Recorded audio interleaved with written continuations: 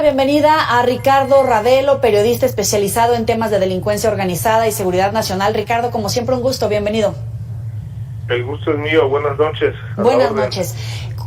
¿Cómo evalúas la situación del Estado, de Guerrero particularmente, cuando en este momento la familia de la gobernadora es blanco de ataques? Los integrantes de campaña, por ejemplo, el equipo de Marcelo Ebrard, un círculo cercano, también fue blanco de ataques. Y así hemos venido creciendo las denuncias, donde también pues hay que hablar de estos presuntos vínculos entre alcaldes o alcaldesas e integrantes del crimen organizado. Bueno, es una lucha de poder de la delincuencia organizada en Guerrero. No es una pugna, una rivalidad nueva.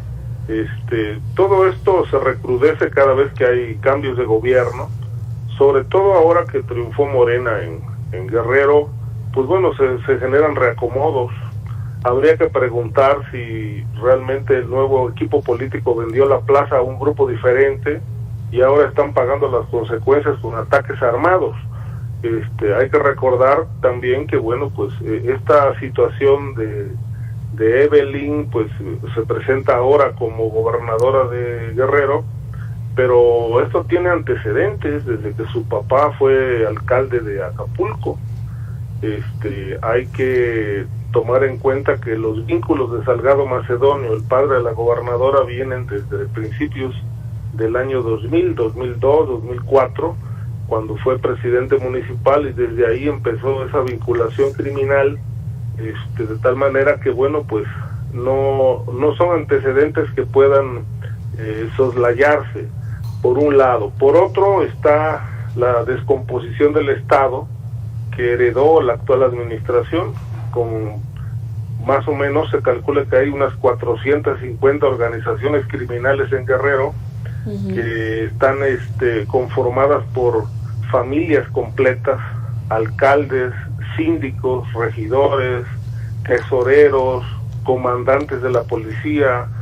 Es una estructura criminal muy amplia que pues lamentablemente no se desarticuló en los sexenios anteriores y que hoy está exigiendo cotos de poder, control territorial.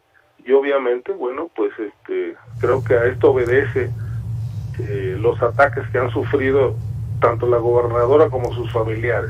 No se desarticuló desde gobiernos pasados y de hecho hablamos ya de vínculos o sospechas de vínculos entre integrantes de diferentes niveles de gobierno, de diferentes partidos con grupos criminales. ¿Qué nos puede hacer pensar que en esta ocasión el gobierno de Morena puede actuar distinto o romper con esa tendencia? No lo van a hacer porque el crimen organizado coadyuvó para que Morena ganara.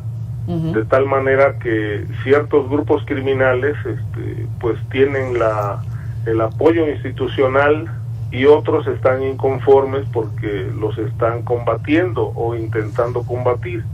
De tal manera que cuando un grupo político llega al poder y llega con compromisos con determinados grupos criminales, pues el resto de los que operan en el Estado van a exigir también beneficios, impunidad, cobros de piso, en fin, todo lo que exigen en los ayuntamientos y a los gobiernos estatales.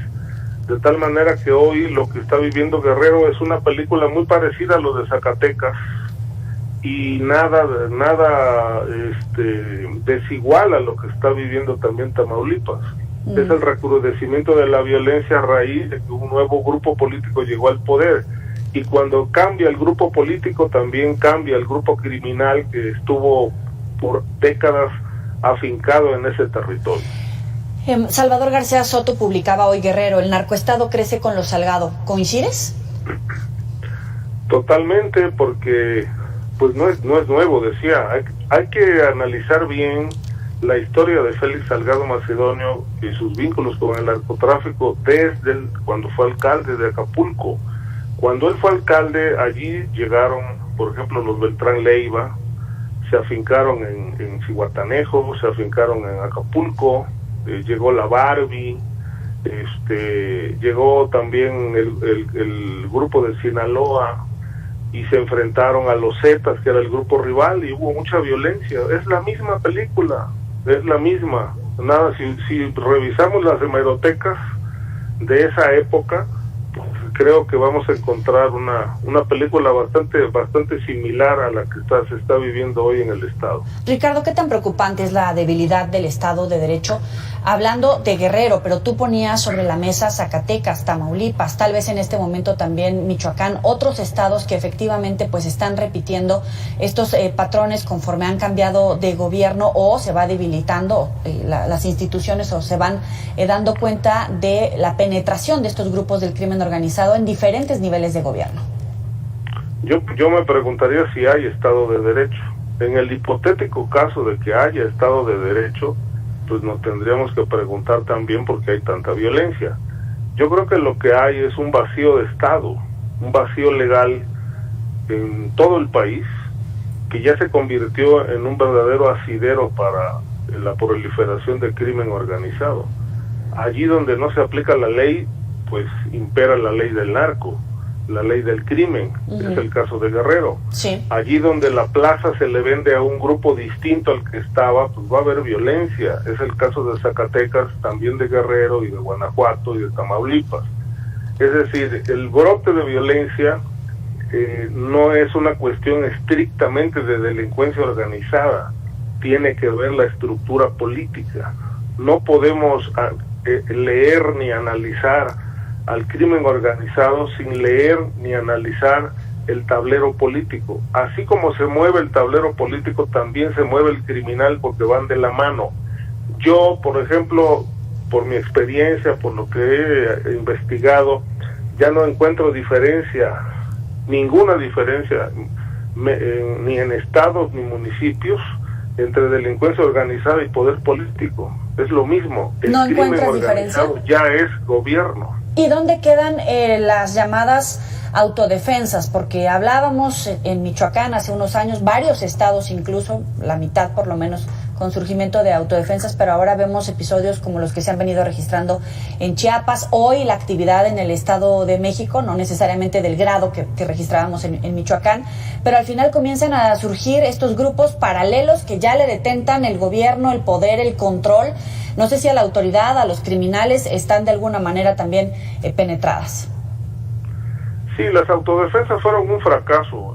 Surgieron como una posibilidad de frenar a la delincuencia y su violencia, pero terminaron sucumbiendo ante los ofrecimientos del crimen organizado. Es decir, las autodefensas están financiadas en su mayoría por el crimen organizado, así como las organizaciones defensoras de derechos humanos, en buena medida, ¿no?, que aparecen cuando detienen a criminales, etcétera. Toda esta situación complicada, entreverada, caótica, pues viene de la delincuencia.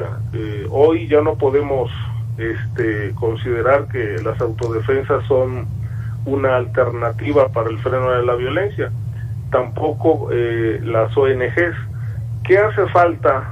Hace falta una decisión política desde la Presidencia de la República para poder enfrentar este flagelo que hoy devora el país y devora a la gente.